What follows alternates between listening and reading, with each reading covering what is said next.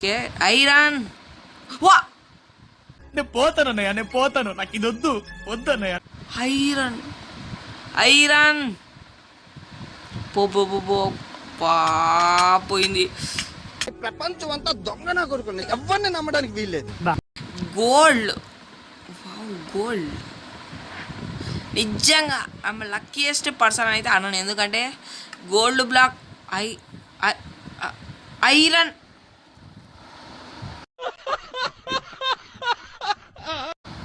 Guys iron pickaxe అప్పుడు వచ్చింది.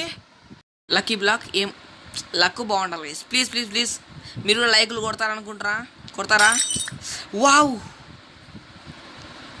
Thanks కూడా. ఒరే రావట్లేదురా ఇది. ఓకే